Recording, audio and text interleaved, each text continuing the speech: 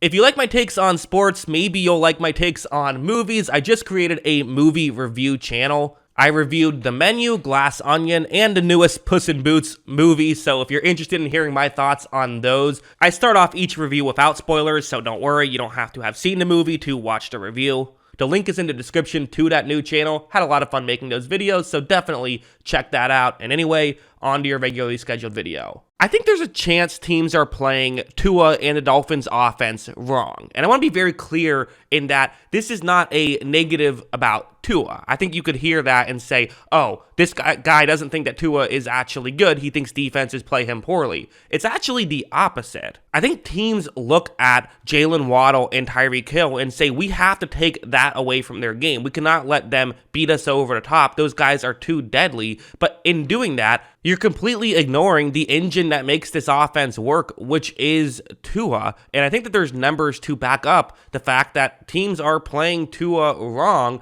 and are really not paying attention to the fact that he is absolutely lighting them up and they need help when trying to defend him, not trying to defend Tyreek Hill in the Jalen Waddle. It really is you have to, I think, build your defense to stop Tua at this point. And let me explain in a little bit more detail what exactly I mean. It's this chart. This is something that I made a video talking about which guys, get blitzed too much, which guys don't get blitzed enough. And one of the guys that jumped out to me was Tua, who you see his stats on the screen, just going one by one, what each of these mean. When he's blitzed, his Pro Football Focus grade is 10th best in football. His passer rating is 6th best in football. He's blitzed just 29th most in football out of 39 eligible quarterbacks, but his passer rating when he is not blitzed is best in football. So basically what this chart means is that teams are looking at this and saying, okay, if we blitz Tua, that means that we're leaving one-on-ones for Tyreek Hill, we're leaving one-on-ones for Jalen Waddle. That's a scary situation to be in, so we're not going to blitz. So we're going to put two safeties deep. We're going to do whatever we can to not get beat over the top. But the issue is that Tua is amazing in that spot. If you do that, Tua is kind of the perfect quarterback for this offense in a way because he is so good at just picking apart opposing defenses when things are just going normal. Now, when he's blitzed, he's still been very good this season, right? This is a pick your poison. I just think teams are picking the wrong poison. I think that most teams are saying, listen, we cannot get beat by Tyreek Hill. We cannot get beat by Jalen Waddle. If Tua picks us apart and we lose, we'll take that as a loss. To me, I would go the other way. I would say, I'm not letting Tua beat me. I'm going to do whatever I can to try and beat Tua. And if he gets a couple long bombs to Tyreek Hill and Jalen Waddle, which he will, I will take that because at the end of the day, it's not about stopping the Dolphins' offense, in my opinion. It's about slowing them down. And I think that'd probably be the best way to do it. Like, this is a great example of just like when you just play your zone coverage, Tua's going to destroy you. He just is. This offense is too good to just run a cover 3 zone and hope that they don't pick you apart because Tua will pick you apart. Where you see it's that route over the middle that's probably going to get open. Watch as Tua runs a play action. The Texans linebackers get way out of position here. The defensive backs are pushed further deep due to a good setup route. And you have just a wide open player right here. So, I mean, this is the stuff that the Dolphins can scheme up relatively consistently.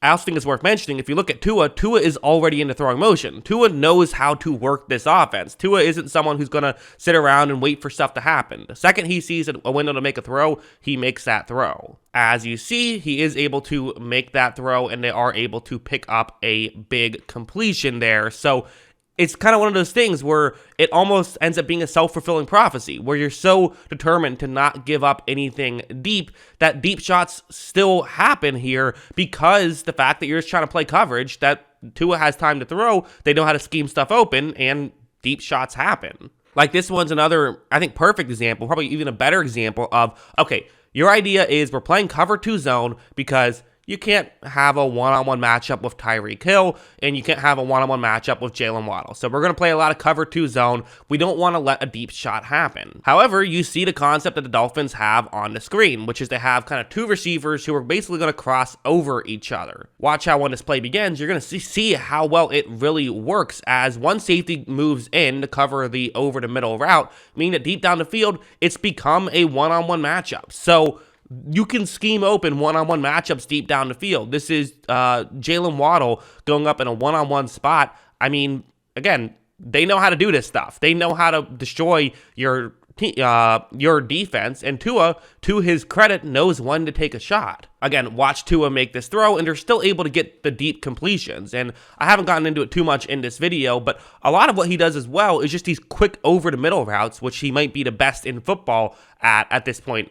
I really do believe that. So Tua can defeat you that way. You can also set up these types of situations where you can get these deep shots going. So the reality is, you're in a tough spot if you're just dropping back and playing zone, and the reality is you're in a disastrous spot. No team has looked good when playing that strategy against Tua. No team has looked good, period, when playing against Tua, except for Cincinnati until Tua got hurt. But even in that game, Tua was able to make some plays before the injury. So, I mean, the reality is, this is probably not the way to play him. I get it's scary, but I do think that there is a better way to play him. Like, watch, let's go back to when he played the Patriots. The Patriots will like to dial up a blitz here and there. That's what they're doing here. It's going to be a cover one blitz. It's that linebacker who's going to rush the passer here, and watch what happens. Look, Tua takes the snap, and you are going to see that right here, Tua is just in immediate trouble. Any quarterback would be. You look down the field, you actually do have a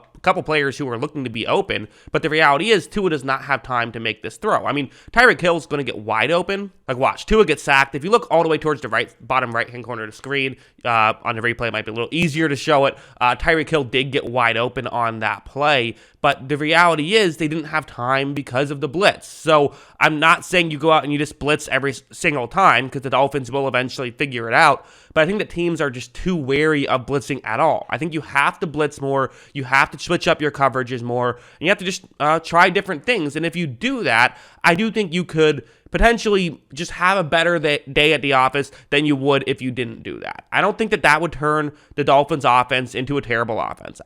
As I said, they're still the sixth best team in football against the blitz. So it's not like you're in a great spot there either, just a better spot, I think. But it's just one of those interesting situations where, we saw this with the Ravens for a while, which is a bit of a different situation, but a similar idea of teams didn't play man against the Ravens because they're like, oh, Lamar Jackson, he can run so well, we don't want to have five guys turned away from the quarterback. Even though playing man was actually the preferred strategy because the receivers could not beat man coverage. Well, this is a completely different scenario, but kind of same idea where conventional wisdom tells you don't leave Tyreek Hill one-on-one, don't leave Jalen Waddle one-on-one. You can't double team them both if you blitz. However, the numbers say that the other way is, not doing that is even more dangerous because Tua is so good at picking apart zone coverage that you just can't put yourself in that spot. You have to figure something else out. You have to try to figure out a way to help yourself when you're playing the Dolphins. You got to try everything, right? And the reality is, if I'm game planning for the Dolphins, I'm going in there in the first drive, I'm throwing a blitz in there, and I'm throwing some zone in there, and I'm, maybe some cover two man as well, trying whatever I can, seeing what works, because you can't just go in there and play zone. We've seen that before, and it hasn't gone well. At least that's what I think. What do you guys think? What are your thoughts on all of this? Do you agree with my assessment? Do you think that it would still be a disaster trying to blitz them a bunch? Let me know in the comments below. Always love hearing from you. And of course, as always, thanks for watching.